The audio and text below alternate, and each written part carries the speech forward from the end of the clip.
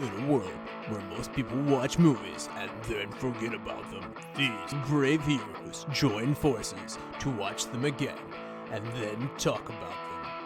Join them in their epic journey as they go back in time, a decade and beyond, to revisit and break down films from a vast array of genres. Do these movies hold up over time? Are they classics? Find out on Retro Movie Roundtable. Starring your hosts, Brian Fry, Chad Robinson, Dustin Melbartis, Nathan Lutz, and Russell Guest. Coming now to headphones in your ears. Welcome, all you lords, ladies, and knights of the Retro Movie Roundtable, where we watch movies and then talk about them. I'm your host, Nathan Lutz, and joining me today is my friend and co-host, Chad Robinson. How are you doing today, Chad? I'm really excited. We get to talk some superheroes today. Always awesome. Superpowered police, Yep. Crazy machines, excellent police forces, all great engineering stuff, really, really interesting topics, dystopian. Joining us today, we're very excited to have Chris R Sykes aboard. Welcome aboard, Chris. How are you? I am doing fantastic. First of all, thank you very much for having me. I am looking forward to talking about one of my favorite movies. Stallone is definitely a winner in my books, in my eyes. And, I just want to bounce ideas and hear what you guys say. Some people might think it's great. Some people might think otherwise. But I'm looking forward to hearing what everybody has to say. All right. Well, can you tell us a little bit about yourself for our audience here real quick? I am currently an engineer. I work for Pfizer at this moment. I'm also a book writer, singer, songwriter, and just a practitioner, entrepreneur. I've been in the military for about, I would say, a little bit over a decade. Spent some good nights, some bad nights, somewhere in between. During that time, gave me a very vast opportunity to learn about the pen and the paper, and also being protective of the environment. You watch a lot of movies. I'll just put it like that. You watch a lot of movies. Yeah, so I watch quite a bit of movies. I'm a movie fanatic. It's something that me and my father used to share, and I've just carried it into adulthood. It's just a really good memory. I am like, when I say I am a fan, I mean like I'm like open AMC backup, open Regal backup. I am completely and utterly willing to pay for overpriced popcorn. Nice. Yeah, I am. I am a true fan. I love it down to its core. It's a donation. Just for the raw idea of, just this huge screen, huge loud sound, and sitting in a chair that's completely yours. Well, I think we're all rearing and excited to get back to that as soon as we possibly can. Definitely something in the future that I'm really looking forward to. Can you give us a title of a book that you've written that people should go out and check out? I am a children's author right now at the moment. I have written 2 books currently. One is Darla's Scarf, just this beautiful story about a young lady who has this object, this item, that she is completely and utterly immersed with, knowing where it came from.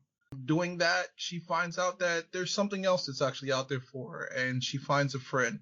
And I think that's imperative and important to a lot of children out there that associate objects and friendships and love and just really trying to learn.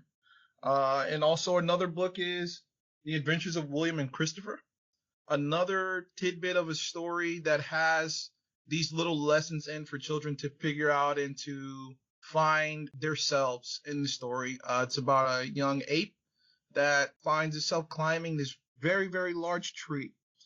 He sees his mother falls from the tree, gets him a little bit discouraged. His father encourages him to just try every day. And eventually they do make it up the tree together. Both of these books can be found on Amazon. Darla's Scarf can be found in Barnes & Nobles and in actual multiple places around. You can check my website, chrisr.sykes.com, and you can find both books available. But currently right now, Amazon is the place to go. Awesome. Sounds like some great themes and ideas. When you talk about movies, what would be the movie that you watched last before this movie? Not movie, but if I could say show. Yeah, absolutely. So there's a show, it's called Kiss Me First. And so Amazon does this thing where, like, if you watch a certain amount of shows, it kind of registers the general idea of where you're going. And it gave me this. And I will tell you, my wife gave me a little bit of a look because there's some extra detail in there that I did not know. But for the sake of the conversation, the precipice states that there's this young lady that's going in and out of the VR world. They have created another environment within the VR world. and this young lady wants to find out what it is. But in finding out what it is, it's like the next level of sensation. So you have the VR where you're playing the game and you're interacting with it. They're coming from a sensation of you feel the pain, you feel the intensity of it, and through feeling that also opens you up to a neurological pathway of it. Kind of think about it like the Matrix, right? If you die, if your brain thinks that you're dying, you die. So honestly, right now it's a pretty intense show. I'm really liking it. Kiss Me First. That's the name of it on Amazon. Huh. That's exactly like an Are You Afraid of the Dark episode back from my childhood. Or like Ready Player One, definitely. Yeah, I'm thinking of the New Caprica follow-up to Battlestar Galactica, where people are getting uploaded and they're figuring out what's reality based on their sort of past network presence and everything. Oh, no, we can open a can of worms with this conversation.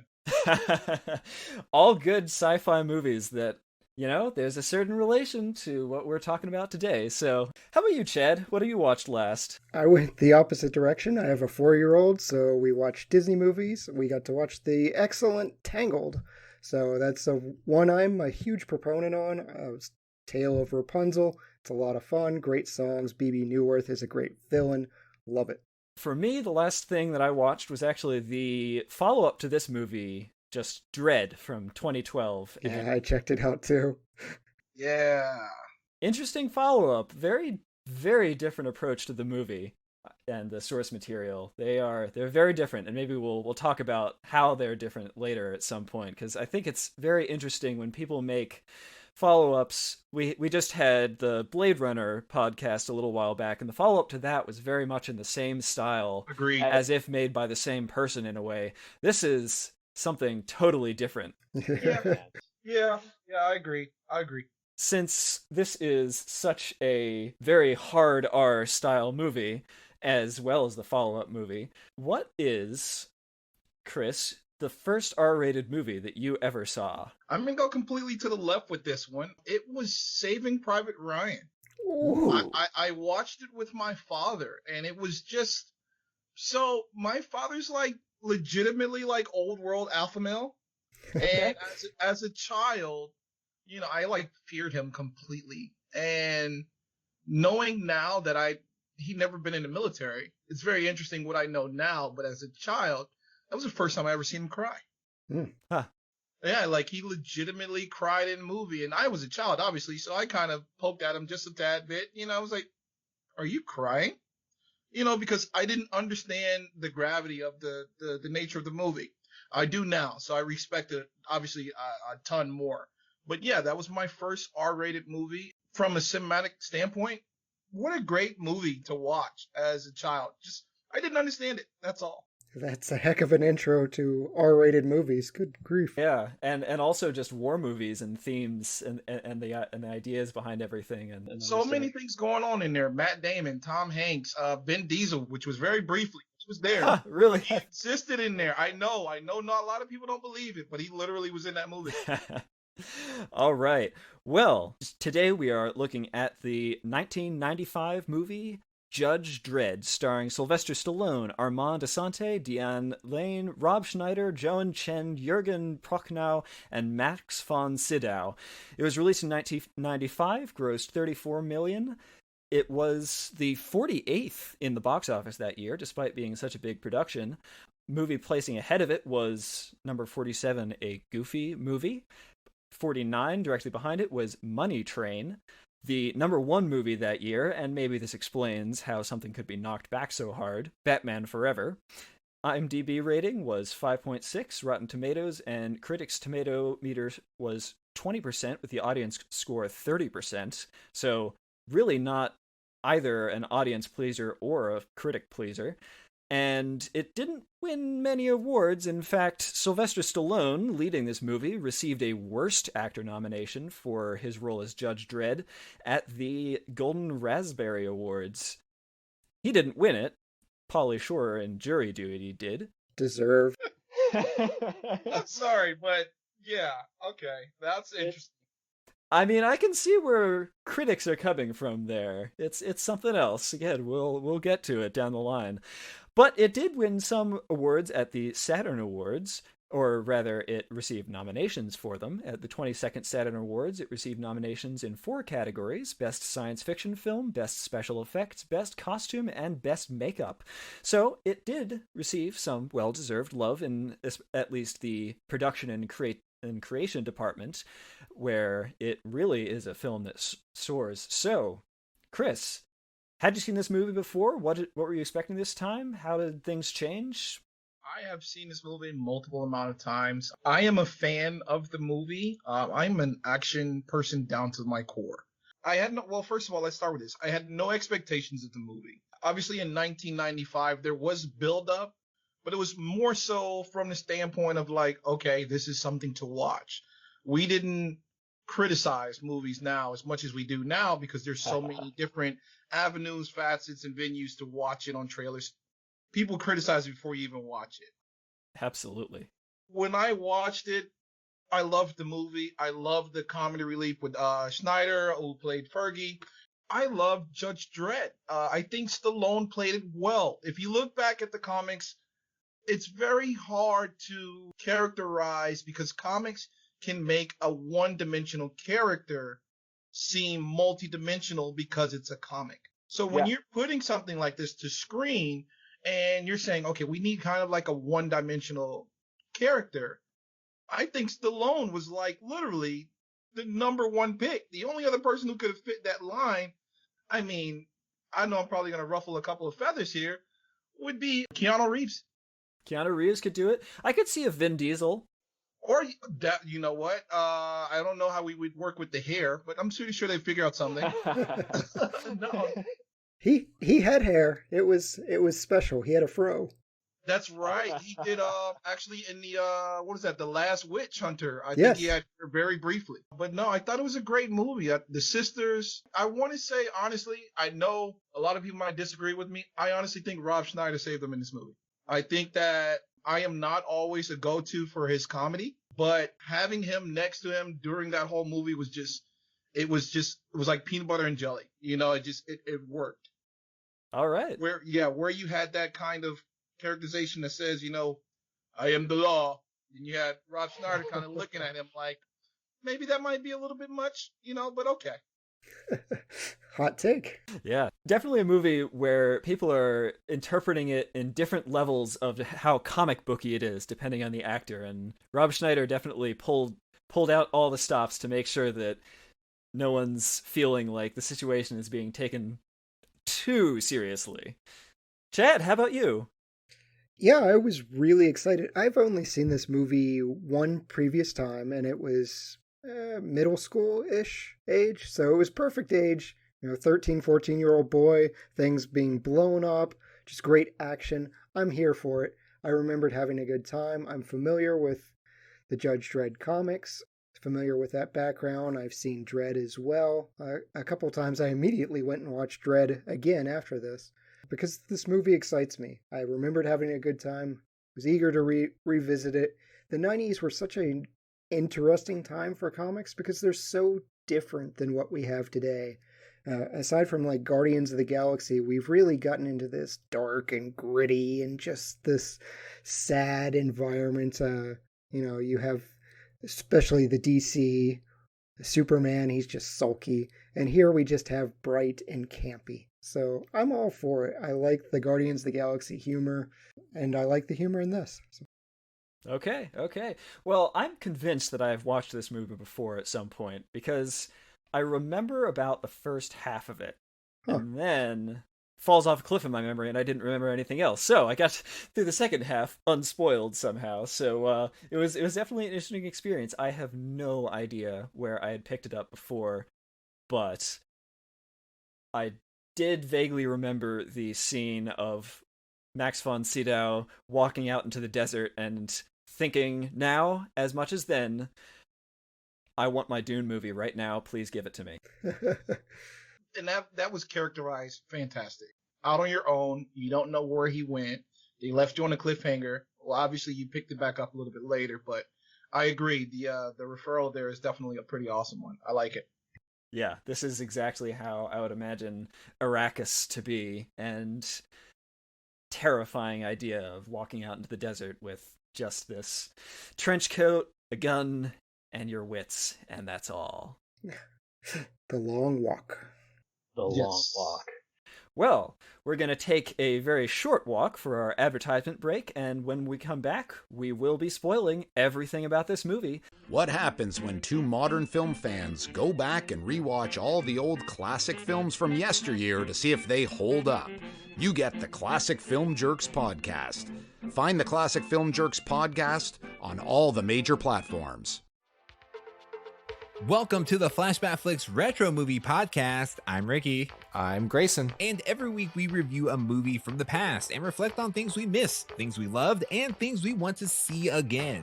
Yeah, because we believe any movie worth watching is worth watching again. So if you like films, friendship, and a lot of callbacks, I mean, just so many callbacks, then subscribe on Apple Podcasts, YouTube, or wherever RSS feeds go for like-minded movie-loving individuals. Like you. Welcome back. We are about to give spoilers for the 1995 movie Judge Dredd. And Chad, will you give us the recap? I love spoiling things. Spoil away. It's the year 2139. The old justice system has been abolished. In its stead, judges serve as officer, judge, jury, and executioner. The best of them is Judge Joseph Dredd. Paired with Judge Hershey, Dredd is tasked with ending a block war. They succeed. One of Dredd's critics is then murdered. Dredd is framed and convicted. Together with a criminal, Dredd escapes and seeks revenge. In the meantime, judges are assassinated by an escaped convict by the name of Rico. Rico is given aid by Chief Justice Griffin. Griffin convinces the other judges to clone new judges to replace their losses. The clones would actually be that of Rico. Plot twist, Rico is Dredd's clone brother, and he framed Judge Dredd. A showdown occurs, with Dredd emerging victorious. Fantastic. That's a succinct explanation of what was actually a very complicated plot. There's a lot going on in this movie. What do we think about the way that this plot unfolds? I think the plot was... Actually, I'm going to agree with you. I think the plot in the beginning was very well thought of. I feel like it did fall off a tad bit in the end. Obviously, you have the start where Dredd is set up. Dredd is sent away to maximum security prison. The plane is destroyed by some carnivores. If you have seen the movie, this is where I guess they open up a little bit more of that comedy breakup into it. Once again, Schneider steps in and kind of steals the movie away. The thing is that Dredd plays this role so, I don't even want to say, it's not intuitive, but he just plays the role as kind of like this aloof, but following the law to the T, where I suppose he really misses a lot. I think the character Armand Assante, Rico, I think he definitely outplayed Stallone in this movie with his intent on what he was going to do in his plot.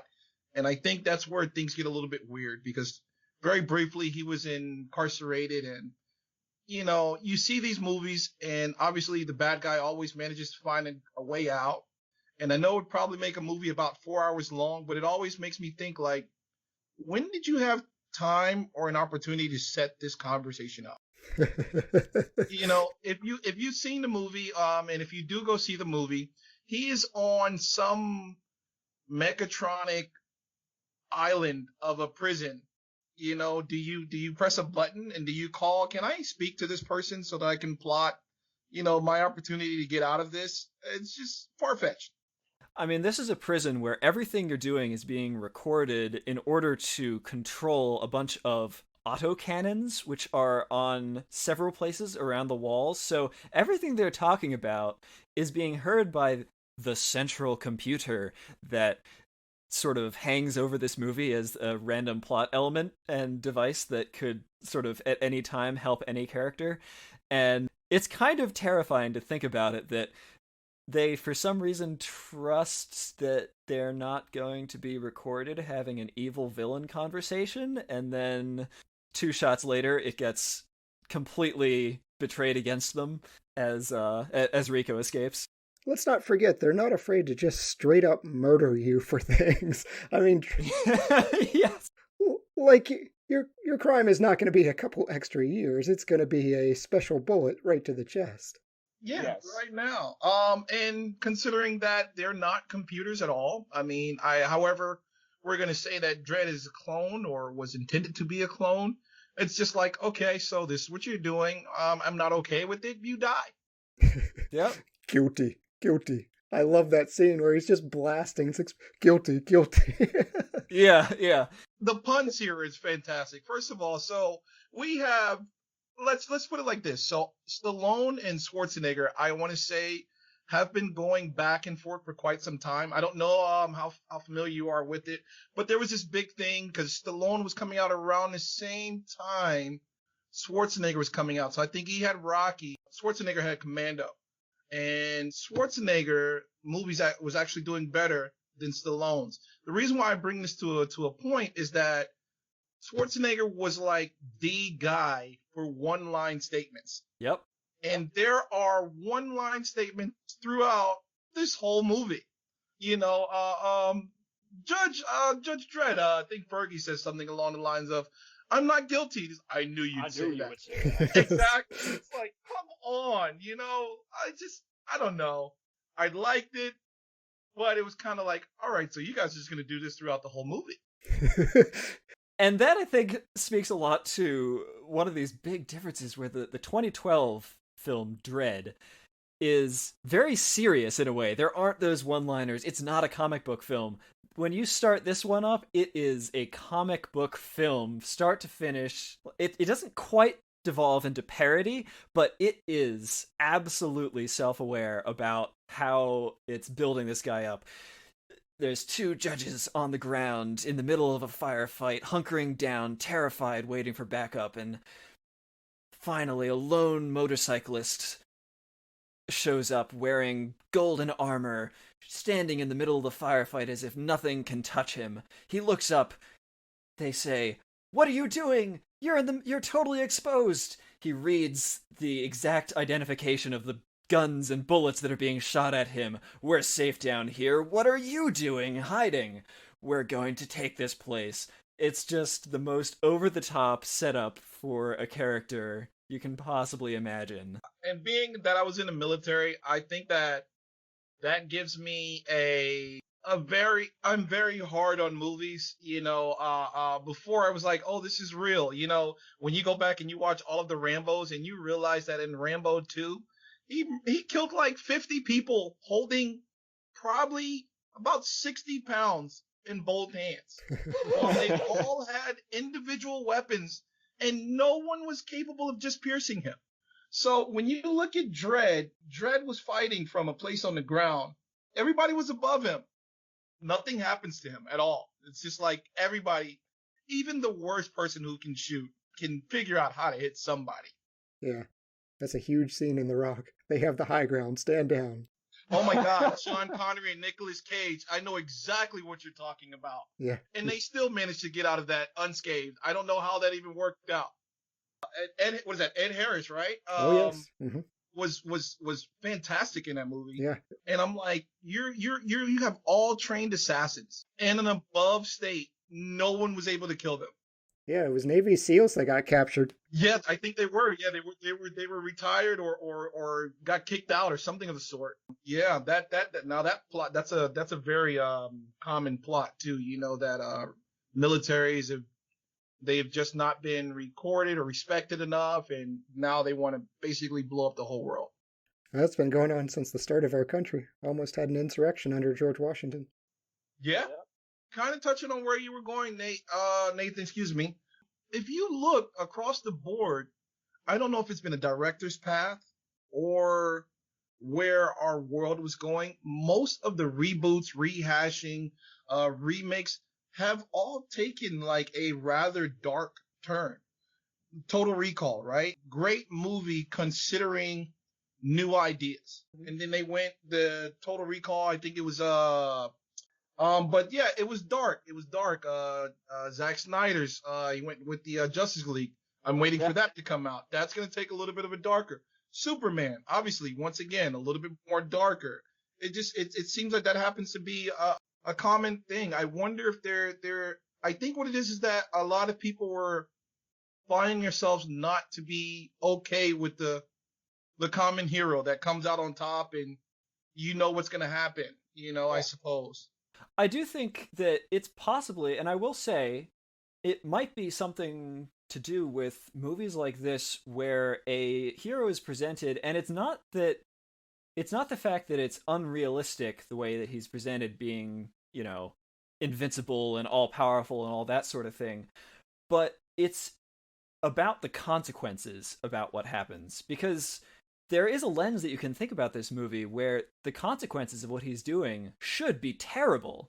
The way that the police operates in this society should be horrific, and you could almost argue that the police in the society, the judges, are as much or more villainous than any of the criminals that they take down on the streets. There's an argument to be made that the current brand of movie is not actually any darker than what's being showed in this movie, but it focuses on the consequences that would actually take place if you watch this movie. I think that there's a reading of this movie which is really interesting that is actually from Fergie's perspective, Rob Schneider's. This movie for this character is a total horror show. Society treats him in a way that criminalizes him and prevents him from turning over a new leaf. So I think it's kind of interesting to look at that dichotomy here. So you know what? He never got his apology. He never did. Never did. He gets carted off, and he probably gets sent back to prison. Oh yeah. If I get shot, at least say, I'm sorry. Read from that lens, this movie is actually supporting a certain worldview that's kind of terrifying in a way, because the music is celebrating the ending, despite, why is this a good thing that Judge Dredd is returning to the streets without actually confronting any of the, issues that he's had? He has an opportunity to try to fix the system that he knows is wrong now. I think it's best he didn't get a promotion, to be perfectly honest. Yeah, I do. I agree. I also think that if you want to correlate this with a lot of movies, and I mean, honestly, to a certain extent, what changes can be. If you look at it, all of these movies, and this movie in particular, portrays, that scene when Max von Sydow talks to Judge Dredd, and he says, there's corruption, it started out under good intentions. Yeah. And completely to the left, but if you think about The Walking Dead, how many times did they start out under good intentions? Yeah. And it just goes to show you that individuals can mess up good intents. Yeah. That's why, I think, once again, Snyder's overlooked, because Fergie really called him out on the plane. He was like, well, then what happened to you? And he's like, the law's never wrong. He's like, well, hello? Are you not on this plane with me? Yeah. And he's like, well, and he has nothing. I'm gonna frown real hard. Yeah, that would have been perfect opportunity, Chad, to say, you know what, I'm sorry. And he still didn't. He deserved it for nuking that car, if nothing else. Hey, that guy deserved that. Let him walk into killing himself. He did try. I would say when they were strung up, he did try to say, hey, you should probably stop talking. But it was like, okay. He's like, now I need your help. I was like, wait, what? Now you need my help? I don't understand. What's happening? And I think, Nathan, you hit the nail on the coffin. It does go to show that you have a criminal. He had intent to do well, but sometimes in doing well, perception can be always misperceived. Yeah, he's just trying to save his own skin. He was trying to save his butt. I do like his line when they're strung up. He's like, eat Dredd, he works out. If you're thinking about it. Oh my gosh, yes. Or he's like, I'm saved, brother. Yeah. So many great puns. I think Rico Armand Assante really has that villain down pat. I mean, everything, the look about him. I mean, it's great. The machine that he was rocking around with. Yes, ABC. The old bot. Yep. Fantastic. Well done, well plot out. And once again, he had some sort of good intentions. He was like, I'm going to redo this. I'm going to restart this. I'm going to get rid of Genesis and start again. Maybe a little bit of a twisted concept on it, but he had some sort of good intention. You mentioned earlier about Arnold, like he was supposed to play Dredd. When they first were going to make Judge Dredd, it was going to be Arnold Schwarzenegger. That's who they had in mind, but RoboCop messed it up. So much sense. No way. That makes so much sense. It does. It does make a lot of sense, yeah. It's because RoboCop borrowed so heavily from Judge Dredd, and Russell's going to be mad about that because he loves RoboCop. They had to delay this for so long, and by then it was just like Arnold was busy with other stuff. But by the tone of this movie, and I know Stallone really kind of rewrote the tone of this movie, but yeah, Arnold in the one-liners really fits here. Yeah, well, if you look at Stallone's characterization across the board, he loves the down-and-out character that's not going to make it that makes it. He loves that. I mean, just look at all of his movies. You're like, there's no way he's going to make it out of this. But, of course, the plane gets shot down. He runs back into his old judge that tells him, hey, this is how you can do it. His old partner helps him go further. And things just work out in his favor, you know. And I love timing. I think timing in movies is fantastic. You know, that the Genesis chamber takes however so much amount of time to create the new clones. And they're like right there before they destroy it. It's like right there. It's like, hey, we're waking up, you know, and just timing is fantastic. Yeah. Rico also, it's a great good and bad, but it's all in the interpretation. Rico was screwed. What is it with this era of science fiction and the idea that if you have these genetically modified creations, the one that is closer to being human is always the evil one? Like in the next generation of Star Trek, you have Data, who's quite emotionless, but trying to become more human. And then he encounters his slightly older failed experiment brother, who is very human emotional and that way, and is a complete evil person. And this is the same thing. Judge Dredd is totally emotionless this whole movie. He is the law. And then you have his more emotional twin brother, who is apparently completely evil. What is it about that? Well, I think that they see, I'm going to say per movie, okay? Yep. I don't want this to be taken out of context here, but I think per movie, they see humanity's destruction, right? So the emotionless person was created to do a scripted action. Mm-hmm. And the person with those emotions, they're normally tied to their maker, Frankenstein, tied to his maker. Yeah. And in that, they see flaws. And when they see the flaws, it's like, well, something's not right. You know, I see it's not right, but I was designed to do all these great things, you know, but you're just as bad as everybody else. And I think that's what happens, that just some gear or some concept that the writer or producer, screenwriters, they see it as just like, you know, this is a flawed maker, you know, and then they just go from there. And it's like, well, you guys are literally just using me to destroy your own people. Yep. Yeah. It's wicked, but it's that's why I wanted to keep it within the source of the movies, because I know that this can be like, okay, well, where are we going with this, Chris? You know, I'm like, no, let's keep it home base. Let's stay here. Spock is like the only savior, you know, that comes out. He's like, you know, I want to save everybody. You know, I get it. You know, you guys are screwed up, but I'm a little bit human. I suppose he was bullied, and I guess that worked out in his favor. Apparently so. Maybe that's the secret, huh? That these writers are trying to fix. Yeah, if future Spock never came and saw him, maybe things would have went a different way. Very nice. Yeah, maybe things would have went a different way. Well, I think we've been dancing around the really strong acting in this movie. The And when I say strong, I mean that each actor is putting out a character that is completely committed to. They're all extremely big parts. Yeah, I like the cast. I will criticize Diane Lane. Her casting at one point, like, I don't care how good of a judge she is not lifting Sylvester Stallone. Like, no way. Agreed. Like, what an odd scene. I don't care what her training is, however many push-ups she does, pull-ups, whatever. You're not picking Sly Stallone up in full armor.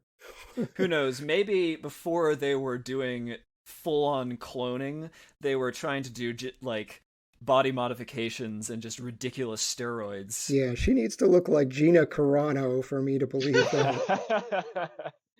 In order to believe that, yeah. She did a great job. I believe that. Well, you know what? Honestly, I want to say that Stallone was probably his smallest in this movie, per the movies that he was doing at the time.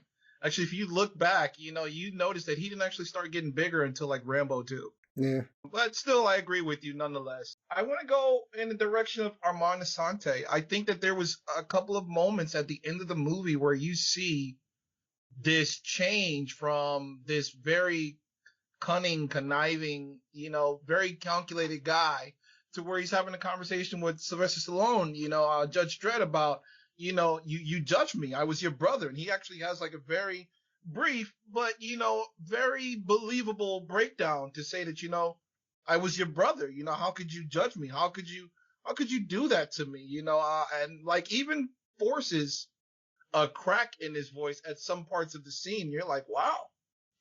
Yeah. This is believable. He was, and it goes back to my initial comment, good intentions, but things happen and it skews those intentions because he was legitimately hurt, and through being hurt, he was like, well, okay, this is what I'm going to do. Very, very loud way to get someone's attention, but hey, it was effective. But could you see Christopher Walken doing that part? Hey, I was your brother. Very nice. Very nice. Yeah. He was considered for Rico, and I kind of want to see it. Oh. Armand Assante was absolutely the right choice, but I kind of want to see Walken here, just because it doesn't matter what role. I'll see him play Superman, whatever. Hey, Lois. Or Walking Dead. Walking Dead was a great one. Yes. And for however much we give him for those traits that stick out in his voice, I still think he's a great actor.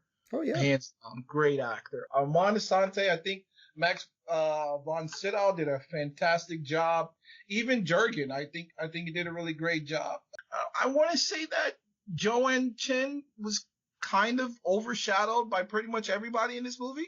Oh, I liked her.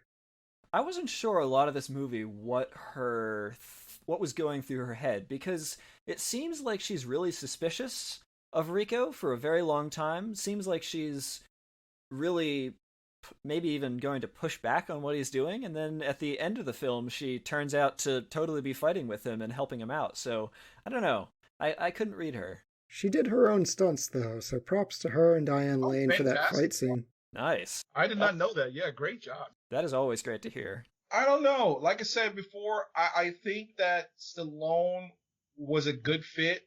I can say this honestly, that I've seen the updated Dredd. I didn't care for the gentleman who played the role that then. I honestly don't even know what was his name. Are you familiar with his name, Chad? I like that you couldn't see his face, but in this one, you don't hire Sylvester Stallone without taking off the helmet. That upset comic book fans, but yeah. That was Carl Urban? Yes, thank you. Oh, wow. Yeah, see, I didn't even know that. Yeah. So, yeah, and so there's a movie, right? There's this, I want to say it's either Chinese or Japanese movie. It's called Raid. They made like 3 of them, Raid. And the concept of the movie is that they go into this neighborhood where it's this low-income uprising of apartments. And it's like they start on the first floor and get all the way up to the top floor to find a bad guy. Mm-hmm. I say that in reference to say that in the updated Judge Dredd, there is a scene where they're going through apartments. Once again, they're going up and up and up and up and up. And there's this disparity or this discernment for like, how are you guys even making this work? There is umpteen amount of people trying to kill you. And somehow you're still managing to make it out. I don't get it. I know that if I were to make a movie, it would not be viewed because I would make a movie from a different perspective where, it would be like the concept of Game of Thrones, where you'd be like, I really like that character. He would die. It's like, yeah, just show, I get it. You want to carry a movie for a long time, and in doing so, you have to make some far-fetched script. And I suppose that makes sense. Otherwise, you wouldn't last 2 hours. To be honest, for the Dredd 2012 movie, I was mostly willing to believe a lot of this stuff until at the end of the movie, it turns out that their armor isn't bulletproof. And then you, look back at the rest of the movie and go, oh, wait, none of this makes any sense at all. You shot it, multiple amounts of times, and you're like, wait, so you self-heal? What's going on here? What's happening? Gatling guns firing at you? The specialty guns were cool, but I will give a shout out to Lena Headey's Mama. That's probably one of the best female villains of all time. Oh, yeah. Definitely agree. And touching on what you said, I would say that they did fantastic with the weapons. 1995. Yeah. Weapons and equipment. A little bit far-fetched with the motorcycle, but I liked it. I liked it a lot. I liked the laser guns and how they needed time to, it was kind of like, I want to say, what was that, with Stallone and Wesley Snipes, the futuristic one also. Demolition Man. We covered it. Demolition Man, where I think it was Snipes who had to wait for about maybe a couple of seconds for that laser to kick in. Yeah. And then once the laser kicked in, it was like, okay, it's time. So yeah, great job with the props. Definitely great job with the props. And the suits. Yes. May have been completely overlooked, but the suits were fantastic. Little less codpiece from, that I could have done without that. But yeah, the gold on the shoulders and everything else I loved. This was one of those things where at the beginning of the movie, it pans up and it's like spandex legs, spandex legs, spandex legs, gold codpiece, spandex chest piece, spandex chest, spandex chest, gold pauldrons, the most ridiculous ones you've ever seen in your life. Helmet. Yes. The helmets were awesome. Yeah. I got a completely connected, but just really random thing to say. It's just that, can we just acknowledge James Earl Jones is probably one of the best voices ever? Oh my gosh. It's just, you're like, wait, because automatically as soon as you hear him first talking, you're like, is that? Yeah. Yes, it is. Yes, it is. It's James Earl Jones. Yep. Oh man. Darth Vader should read every crawl. I was a little sad for him. I'm sure he was thinking, what nonsense am I reading? How much am I getting paid to read this? I don't know, but that would be an awesome autobiography, because we're talking about multiple movies that he's read for to find out, what were they paying him exactly to be this voice? That's a good question. I'm going to look that up after we finish with this. Is there a James Earl Jones Star Wars opening crawl read? Because that would be awesome. You know what? I don't know. That would. It is a dark time for the rebellion. Oh my God! You might shake some things up. They might start asking people if they see it now. I would love to hear that. And if it doesn't already exist, somebody ask for it. Please do. I agree. But I think it's very hard for directors to take on these scripts and trust that from the beginning to the end, it's going to be a winner. That's one of the things that amazes me about movies like this, where someone's writing a script where the script assumes that X, Y, and Z props are all going to work. That it's going to be cool that Judge Dredd is standing outside in this hallway and he says, double whammy. And the gun does a cool thing, and then he turns around and shoots two people with the double whammy gun. That's something that, that is faith as a writer, that someone's going to really pull something off. There's another scene like that. I don't know, Fifth Element. There's one scene when they're all in the open with the Mangaloids, and Gary Oldman, he shoots the weapon, and he shoots it, and then he turns around and shoots it at them, but the bullets bend and go right back to the target.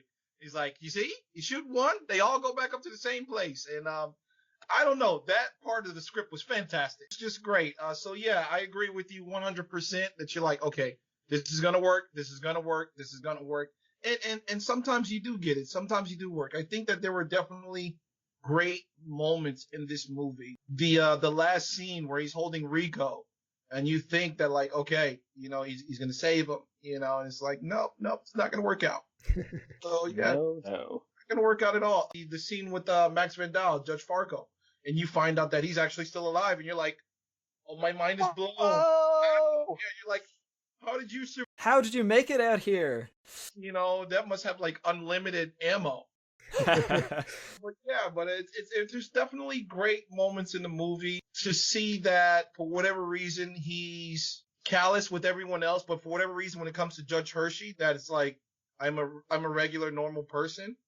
So there's definitely things and moments where they find themselves, I suppose, finding the sincerity of the audience. I suppose that's a safe thing to say, and I think they did a great job with that. I really do. Now that you say that, it really does point out to me the only person that he speaks to with anything less than just utterly straight-faced, no emotions is Judge Hershey, and maybe Fargo?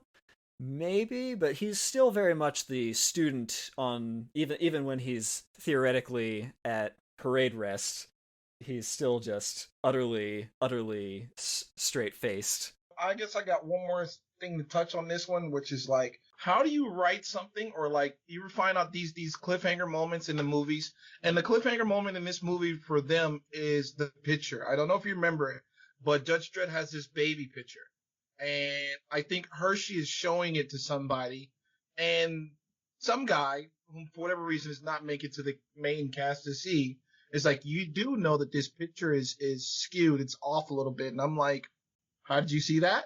You're like, you're like, wait, how did that work out? And what made you make that assumption? And future Photoshop must save JPEGs with full history in them. Oh, definitely. I agree. Because, so you go back and you're like, wait, you do know there's somebody else in this picture? And you're like, okay, so we cloned them into babies and grew them as full-grown men. And they do acknowledge that the first program was a little bit more difficult because they had to grow them full body. Mm-hmm. But it's just, I don't know. It's a lot. I will say, I appreciate the idea at the end that Rico is so desperate that he makes the computer release the clones early, and the computer says, they're only 60%, this isn't going to work. And they don't work. Agreed. Like, they come out and it doesn't work. In a lot of movies, I feel like they would come out and still be terrifying. Yeah. In this, it's like, I'm rising from the dead, and I can't do anything because I'm a sloppy mess. Yeah, they're suddenly stronger and faster. They're just not smart. It's like, that's the 40% they were missing. A free will. Great. And I suppose the depiction in court with Judge Dredd when he's like, who's going to be your lawyer? Hershey. Hershey's going to be my lawyer. And she's like, I'm not a lawyer. She's like, no, you can do this. You can work it out. And you see her standing in court and they're like, you're going to jail. And he's like, wait, I haven't had an opportunity to present this and that. And it shows you that depiction of the courtroom is completely biased per whomever desire is the largest person. Either that be the person with the money or the person with the ulterior motive. Yeah, I mean, this is also what happens. In my mind, what was happening was that because all the judges were filling all these roles where they really are judge, jury, executioner, all in one sort of thing, they're being forced to try to know everything. And you can't function effectively when you're trying to know everything, so of course something's going to go wrong, because everyone's trying to be everything and not rely on anybody else. Of course something is going to go wrong.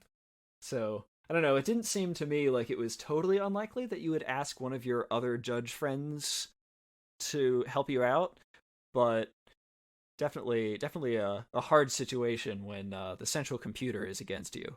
Yeah. I can accept that. Cheesy moment, the end of the movie. He's on the bike and they go for the kiss, and it's just like, okay. I suppose that writing this into the script was for, I don't know, comedy relief, and I'm just like, just wish you would have just stayed in your mode, just like, don't change it over because you're still a clone, nothing's changed about that, and You're still getting ready to go out and kill people senselessly.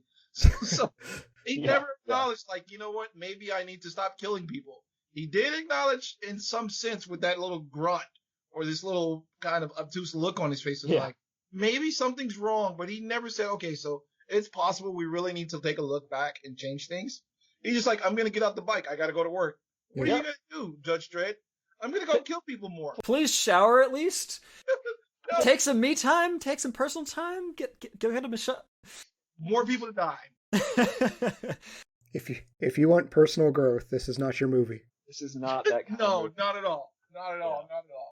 Yeah, and I think a lot of that comes down to some of the directing decisions that happen in this movie. This is a movie directed by Danny Cannon. Also has directed 1993's The Young Americans, 1998 The Phoenix, 1998 I Still Know What You Did Last Summer, 2005 Goal, The Dream Begins, and 2017's Geostorm.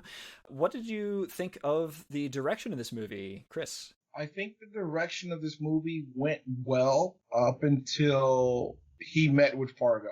And I think after that, they were winging it. I have many books that I've written and songs that I've written where, like, the beginning of it was like, oh my God, this is going to be great. And then I put it down. When you put something down that you write, it's like the worst thing you can do. You want to, as an individual writer, you hope and you pray that you can write down everything right then and there. Because technically, sometimes when you come back to a script, to a song, to a book, even though it's the same person writing it, it can seem like it's coming from a different person's perspective. Oh my gosh, that hits home so hard. I think like the second half of that movie was just kind of like, okay, we'll work it into the end and just go as we see fit. We're running out of time. We got to do this. Yeah, we got to fit it in 2 hours. Somebody had carefully mapped out exactly how you get from point A to point B, and they knew they wanted to get to point C eventually, but that was not it. I think it really shows, like, Cannon wanted the dark and gritty Dredd that we got in 2012, but Stallone insisted that this needed to be more bright, colorful, and comedic. Interesting. I think that that fight shows up here, but I do get some of the influence. If you've ever watched CSI Miami, it has these dumb quips all the time. So someone like dies after falling out of a balcony, and the inspector would come up and say, "Looks like he really fell for her."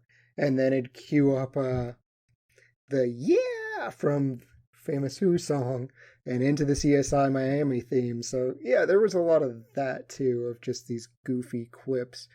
But Cannon said in interviews with Dredd, Judge Dredd, he talks about, hey, I wanted a different movie, and Sylvester was the big star, so he got his way. Yeah, that's really interesting because there are, and I think in the second half of the movie, it starts to go back then towards what I think Cannon probably might have wanted, where it does get more serious and a little bit more on the James Bond end of the scale. Yeah. Where Rico, by the end, is a Bond villain in a way. Yeah, he absolutely is. He's like Alec Trevelyan. He's got his evil plan. He betrays somebody in his organization. All this stuff. He's monologuing. He's doing all this stuff, and it's very serious. But yeah, throughout, anything involving Sylvester is just totally. There's always something to lighten the mood a little bit, and quite often that is the Fergie character. Yes, definitely agreed. I think he lightens the whole movie up. I think his comedy reliefs timing is perfect throughout the whole movie. Even when he was stuck up there on the second floor trying not to get shot, looking for the best option out. The timing, the comedic timing was fantastic. The other thing that I noticed, and that goes into some of this maybe strain between two sides here, is the soundtrack by Alan Silvestri is very bright and hopeful. This is a soundtrack that is hyper heroic. There's scenes here where Judge Dredd is darkly having to kill off the black clad judges who are obviously all corrupt, and he's gunning them down on the bike chase, and you can read it from an angle of, oh my gosh, he's killing people who are theoretically, maybe they're corrupt cops, so maybe that's like not horrifying, but like maybe they got duped into it. Are we agreeing with this? And the music is like, yes, we're agreeing with this heroic moment. Yeah, it was a very bombastic score. It reminded me of Avengers type moments of heroism. Doesn't it?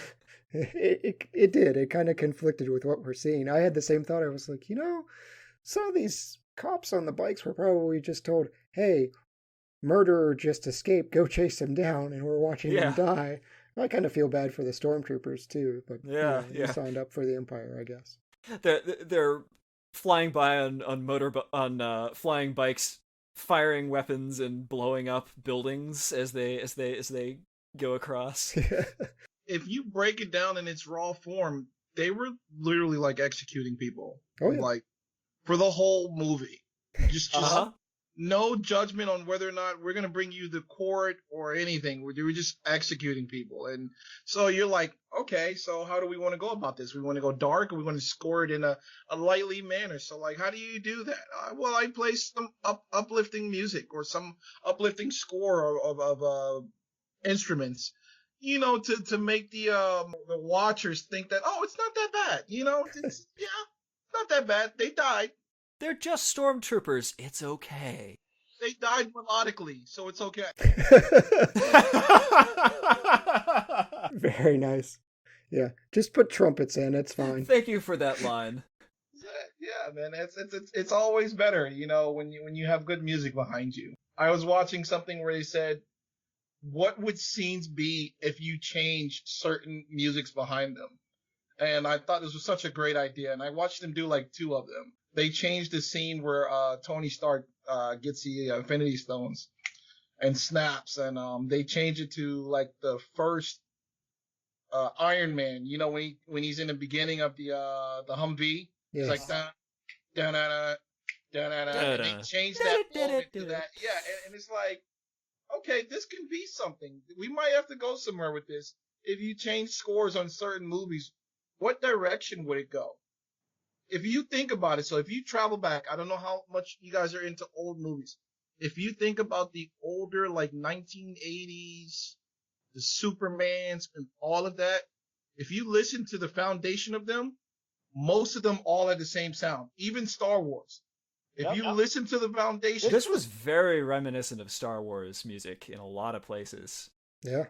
There were times when I thought that the only difference between this and, let's say, Star Wars Episode 4 music was the fact that this movie changes moods at about 5 times the pace.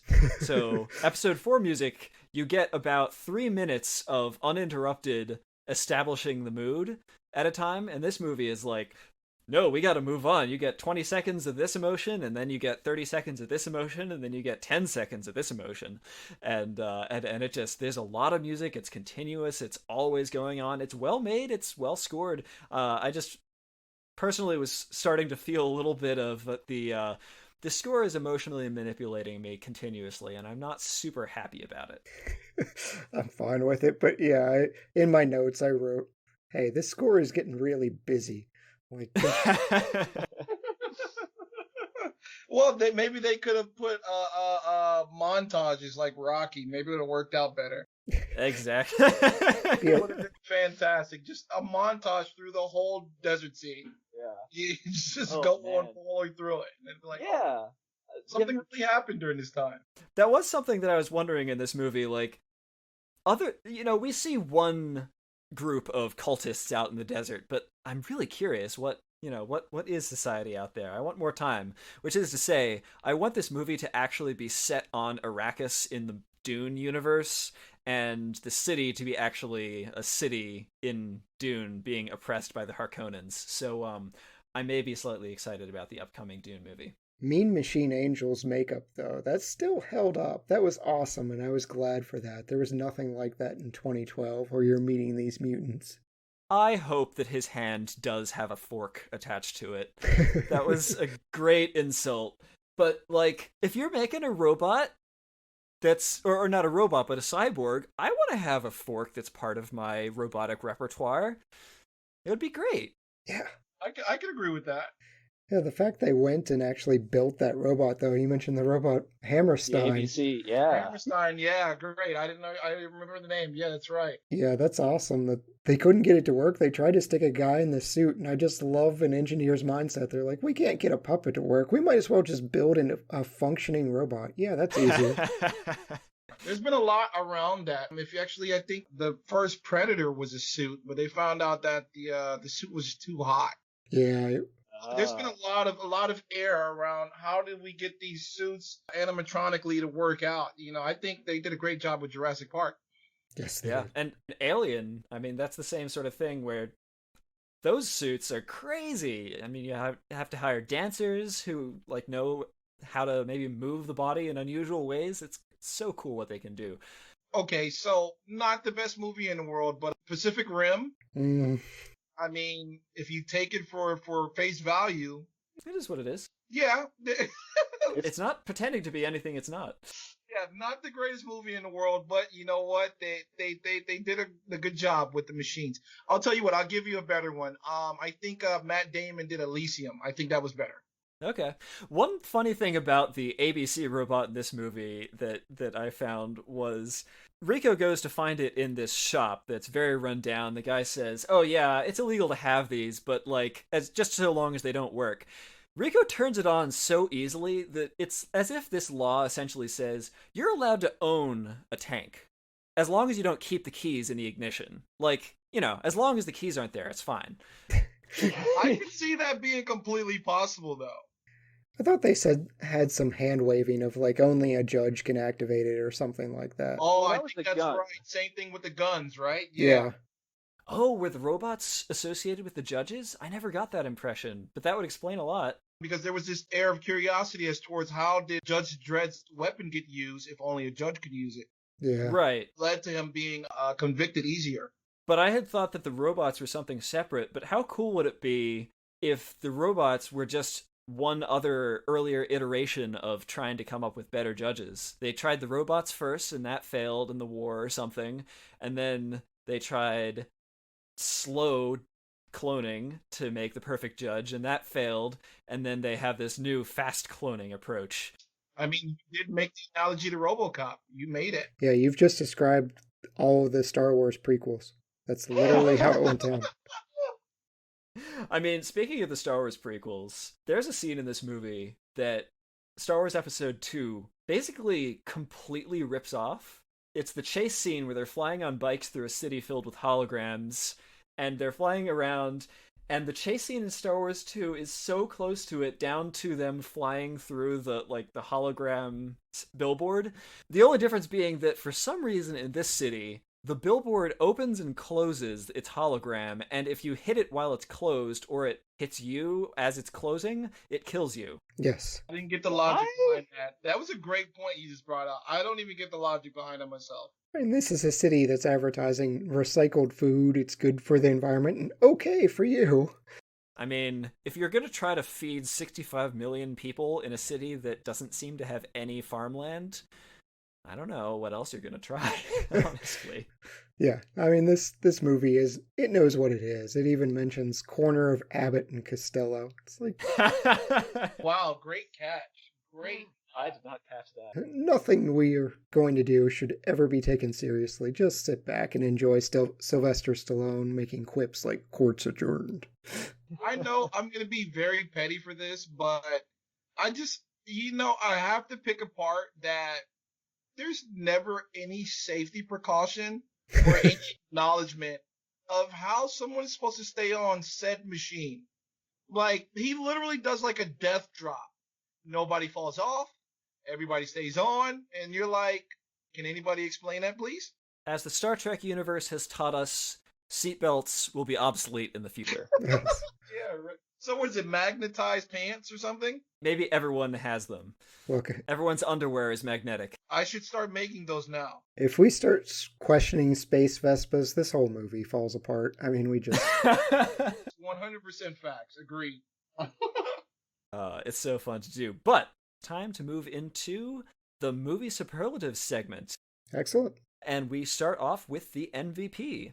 Chris, who is your MVP for this movie? Against my better judgment, I'm going to say the MVP is Fergie Rob Schneider. Saved the movie 100%. Definitely comedy. The logic that he gives on multiple occasions is kind of like just startling. So I'm definitely going to call Schneider out for MVP.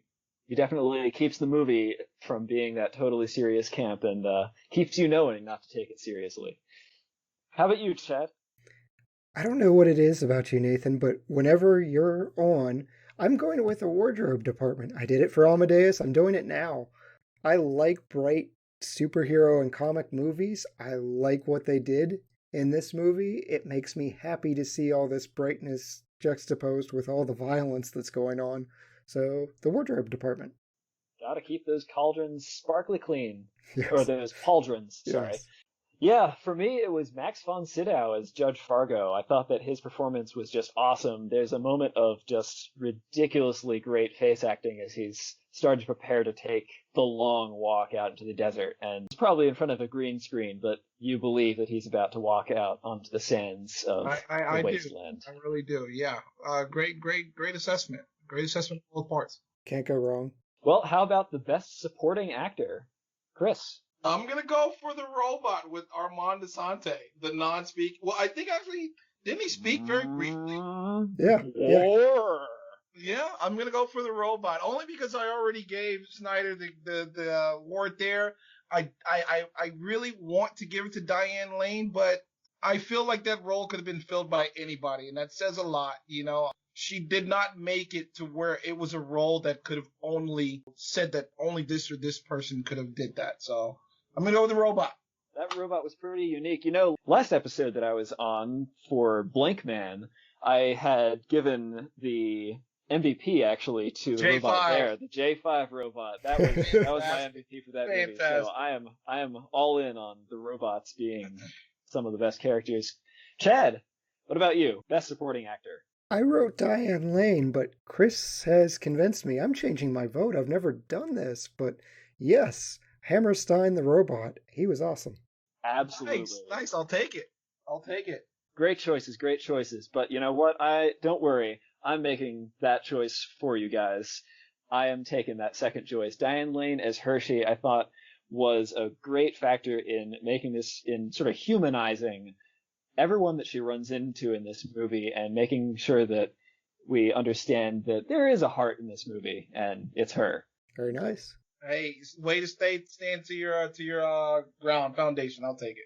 I'm going to move on here to the hidden gem. Chris. Actually, I'm going to take yours. I'm going to go with Max von Sydow. I think he was the hidden gem because there was this relationship between Judge Dredd and him that I think actually calls for more humanity. That it was this fatherly, you know, hey, I'm here for you. And I thought that was great. And then, like I said, when they were in the dunes, look, you got me saying dune now. When they were in the desert, and he showed up and saved the day basically and acknowledged, you know, hey, you know, there's actually more going on. And he took his death like a champ. I know that's a very questionable statement, but I really do think that I would say that was definitely the hidden gem. Awesome. He truly went out taking the law to the lawless. Chad, how about you? I went with Joan Chen as Elsa Hayden. You always get points for doing your own stunts, and the fact her and Hershey's scene where they went back and forth, not just the fight itself, which I actually thought was the best fight of the movie, but the quips too, and when she's cursing at Diane Lane gives it back to her. I love that scene, and I thought she did a good job. I agree with the earlier assessment of what is her character supposed to be? Like, what's her motivation? Why has she suddenly switched teams? But yeah, I still like the fight scene, so Joan Chen. That is always something that I support in my movies. For me, it is the Lawgivers. Those guns are hilarious, and whoever in the props department and the scripting, and also Sylvester Stallone for the acting that he does around these things, they have all kinds of character, and it's great. Anytime you can have a movie that starts pretty early off with someone saying, double whammy, and it turns out to be something pretty badass and epic, I'll go for it. So that's my hidden gem for this movie. Completely accepted. Nice. Well, a very strong cast. I think we've talked about some criticisms that we've had and some really interesting ideas and already some considerations of recasting. But if you had to replace one member of this cast, who would you replace and who would you replace them with? Chris? I am trying to think about somebody who could have played Diane Lane better. I am going to go completely left with this. I'm going to replace Joanne Chen with Michelle Rodriguez. Okay. I think she's an underrated but acknowledged actress, but she does a really good job at kind of playing this bad girl vibe where like you come into it like, okay, I see where she's going with this, where like I agree with Chad that, Joanne Chen doing her own stunts was fantastic and whatnot, but I would probably go with Michelle Rodriguez. I think there would have been a really good chemistry there. And I think the fight scenes would have been pretty decent also. Very nice. I like when she shows up. Great choice, great choice. How about you, Chad? I feel like I'm going to have to duck from Chris here because he's been praising him the entire movie, but I am not a Rob Schneider fan. So I am so glad he holds the movie together for you. I had actually written, do I even need a reason for this recast? But I think I do now. I'm going with someone with like Seth Green. I like Seth Green a lot. I feel like he can do this. I could see that. The smart aleck hacker. I don't buy Rob Schneider as a hacker. I think that's the reason. I keep hearing him say, you can do it! And I kind of wanted him to do that behind Dredd as he's running down the pipe. Just, you can do it! As fire's behind him. Oh my God. Well, you know what? I agree with that perspective. Because as you say that, you have a very valid point. Honestly, to tell you the truth, I really do not see Schneider as a hacker at all. The funny thing is that I had really considered doing my recast of Rob Schneider too, because I'm with Chad on this one. I felt like he was out of place in a lot of these scenes. But I mean, as you say, Chris, it does save the movie from becoming too self-serious. Oh no, that's fantastic. That's what I love, the idea of being individuals. You get so many different points of views. I love it. Yeah. You guys are giving me something to consider. Well, for mine, I'm going to go with recasting Jürgen Prochnow's Judge Griffin, because watching this movie, felt that we had an overage of silly villains, and Judge Griffin is too much of a overly simplified Nazi stereotype for my taste for this movie. I thought it didn't really need it, and him working through the politicking of things was then so overshadowed by what Armand Assante was doing for Rico that I just felt like we needed someone bigger, someone with a little bit more effectiveness to really bring that character to life. And so I was thinking, man, what if you had like a really serious, like an Ian McKellen level person in there, oh, wow. who could make that transition believable for two reasons here. First of all, to make that more serious, and also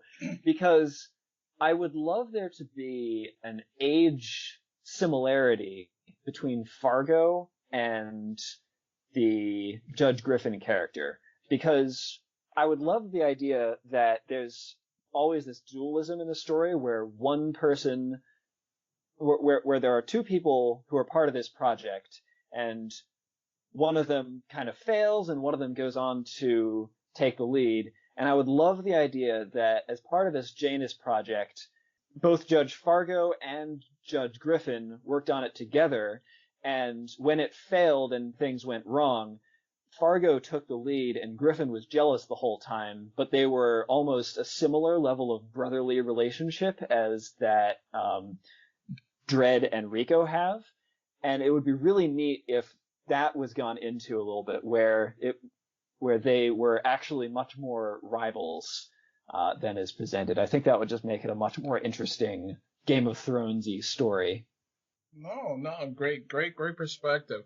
And I want to say I apologize completely for acknowledging his Genesis.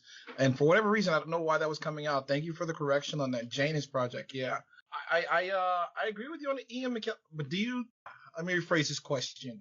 Do you believe it's possible that the air of quality in acting could have overshadowed?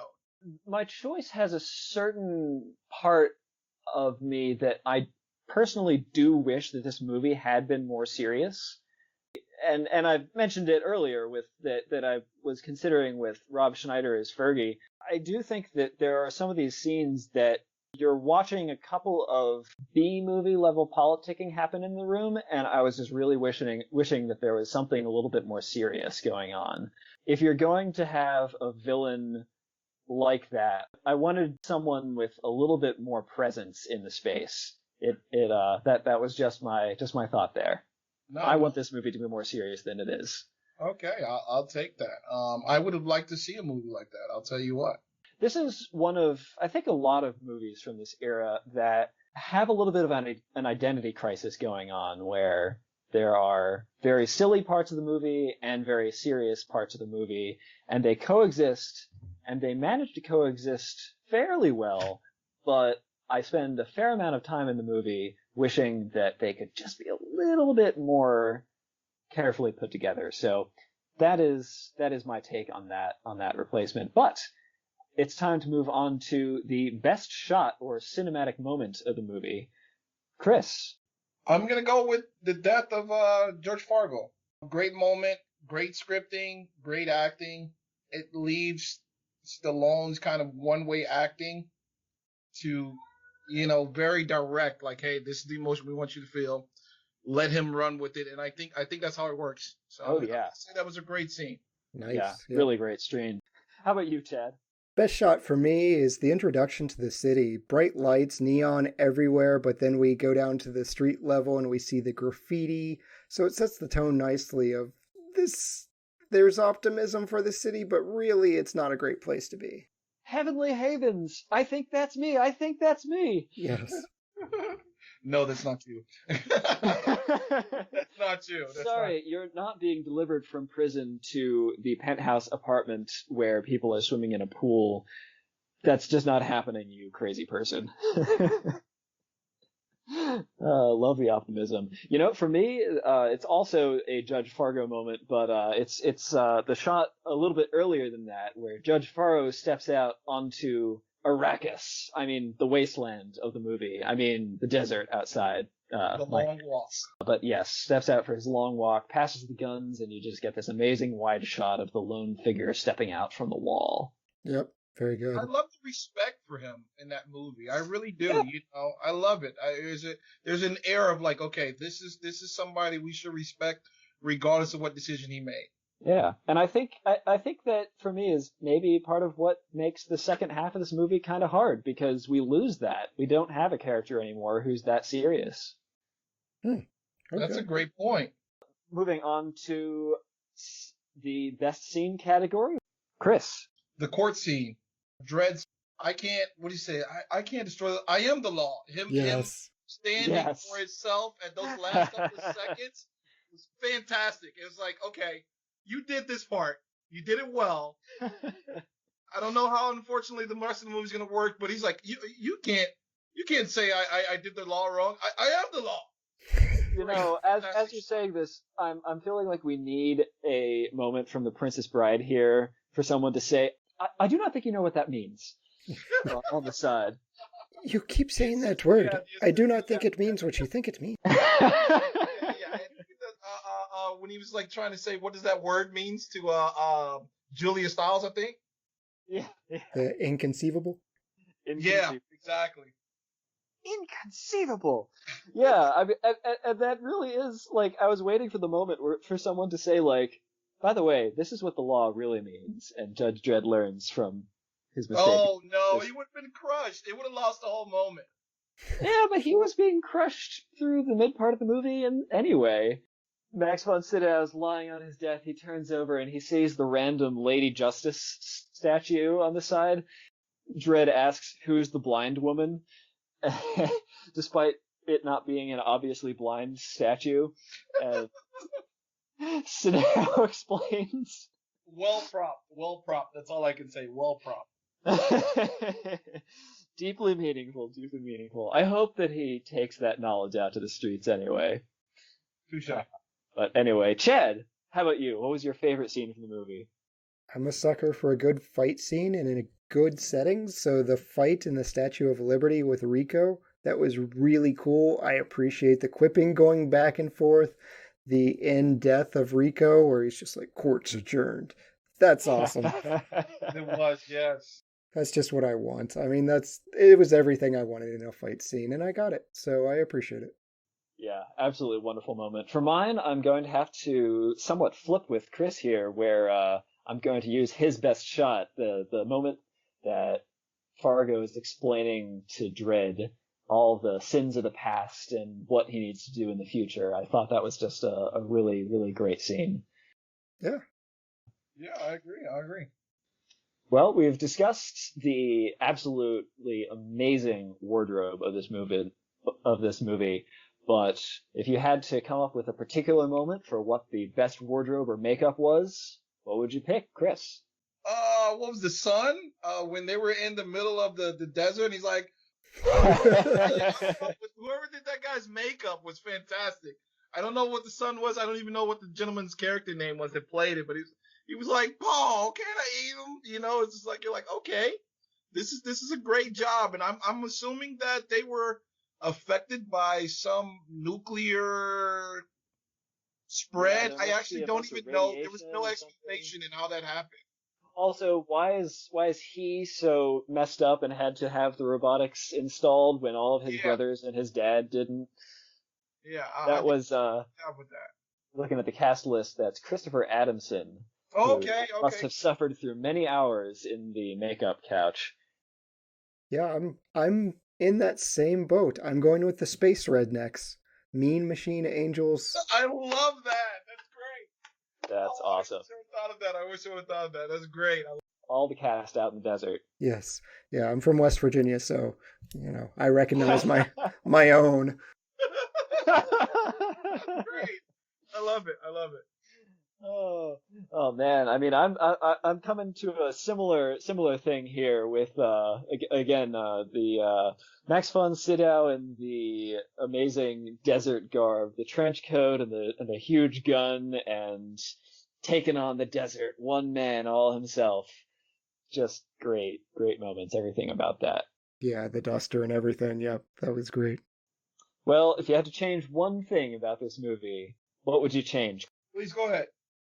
So Nathan, the thing I'm changing is going to be pretty succinct here. The cod piece. We got rid of it in 2012. I want to keep the rest of the uniform. It was very comic accurate, but the cod piece has got to go. Well, here's a question.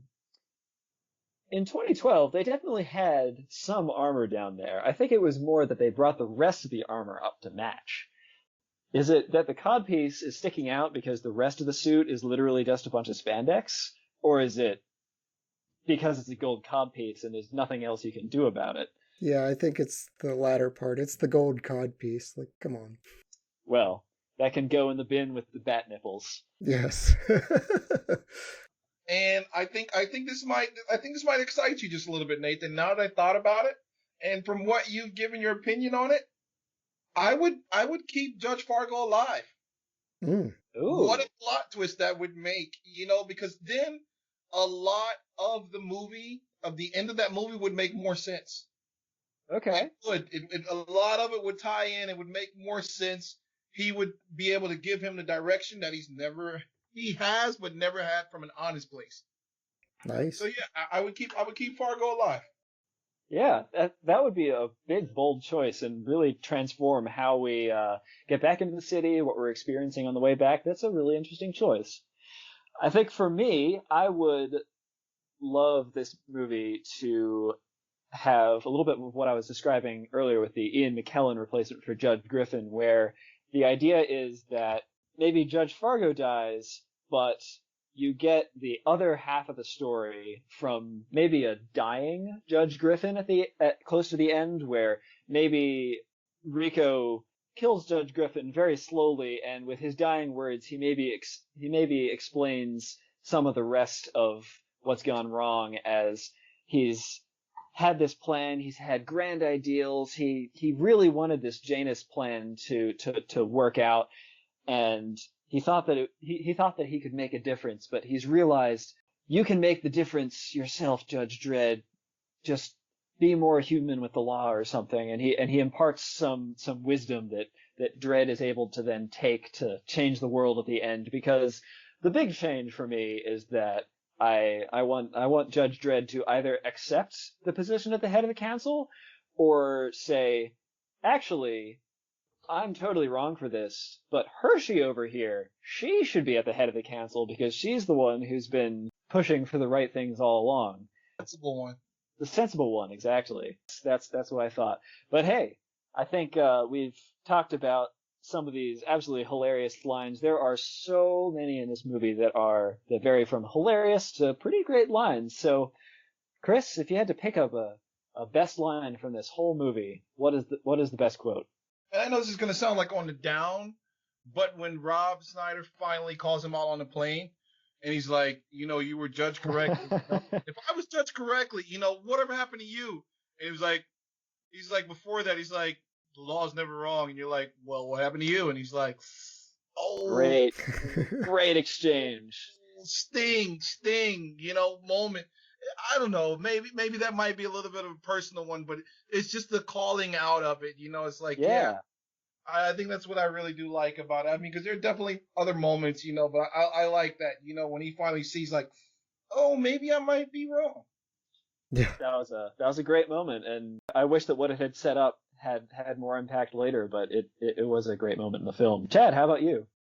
Emotions. There ought to be a law against them. I knew you were going to say that. I knew you were going to say that. Yep. Nice. They're all over the place. That was such a great exchange. He never grows out of it. For me, it was at the complete other end of the film when Rigo's hanging Dredd over the side of the Statue of Liberty and he says, "I find you guilty of being a human when we could have been gods." Yes. That was a great villain line. Great line. Yeah. It was like, oh man, I'm so happy that your character had the chance to say something profound that way. Yeah. Well done. A great time, but I think before we move on to our ratings and recommendations, I should give just one more moment for Chris to plug some of his work. First of all, thank you guys. I know I'll probably have another opportunity to do this. I just want to say thank you. It's been a pleasure of a time during this experience. Let's just say it like that. I don't want to touch on it too much, but I've had an opportunity to write multiple books. Like I said, I have out Darla's Scarf, which you can find on Amazon, and The Adventures of William and Christopher, which also you can find on Amazon. I'm currently working on several other books, and I stay on a podcast here and there. I would love to revisit you guys because it's been a pleasure.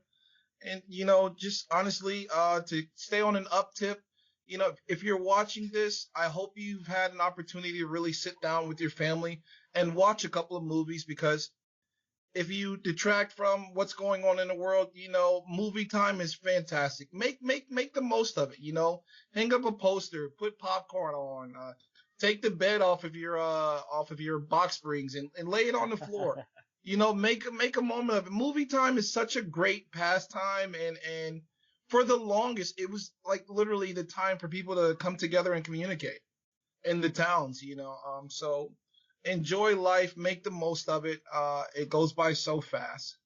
Enjoy art, because that's what this is. Movies in a sense, it's art. Enjoy art. I love it. Thank you guys. Well said. Well said indeed. Well, it's time to rate this movie. This is, as has been alluded to earlier, a movie that the critics of the day and the audiences of the day and of the internet age have not been kind to. So I'm very curious to know, Chris and Chad, what are your ratings for this movie? We rate in a scale of 0 to 5 stars in half-star increments. Chris, how would you rate this movie? Beyond the fact that I generally like this movie because I'm an action junkie, I'm going to go 3 out of 5. I think that's a fair assessment of, as a whole, the movie did well. I mean, obviously we've broken down a movie and we found some kinks and cracks in the middle of it, but I think as a whole, when we really take it, from action, weapons, props, costumes, acting, sometimes those actors who's not intent to be in the spotlight can shine out and make a movie still work out. And I think this cast was capable of not only making Stallone look good, but making the movie as a whole still work out. So I give it 3 out of 5. Nice. I'm going 4 stars. Is it a good movie? No. But it makes me really happy. I love the simplicity of that. I really do. I love it. Gets it across, and taking this movie at exactly what it wants you to think, and not judging it harshly as I'm about to judge it harshly, because I look at this and I want more. I want more seriousness of it, and I know it's a product of its time. It's not. It really is not trying to be a great movie or anything of that sort. But I don't know. I'm seeing the special effects work, the budget that's going into this, and I don't know. I want more. I want a little bit more introspection out of it. I want more character arc to it, and more questioning of what this society is going through in order to create a situation like this. So I'm going to give it a 2 out of 5. Definitely a fun movie. Has a lot to love. Fair enough. So let's move into the movie selection for next time. Option number 1, Armand Flint, 1966. When scientists use eco-terrorism to impose their will on the world by affecting extremes in the weather, Intelligence Chief Cramden calls in top agent Derek Flint. Option number 2, Casino Royale of 1967. In an early spy spoof, aging Sir James Bond comes out of retirement to take on Smersh. Option number 3, The Pink Panther from 1963. The bumbling Inspector Clouseau travels to Rome to catch a notorious jewel thief known as the Phantom before he conducts his most daring heist yet, a princess priceless diamond with one slight imperfection, known as the Pink Panther. Chad, will you help me pick for next time? Pink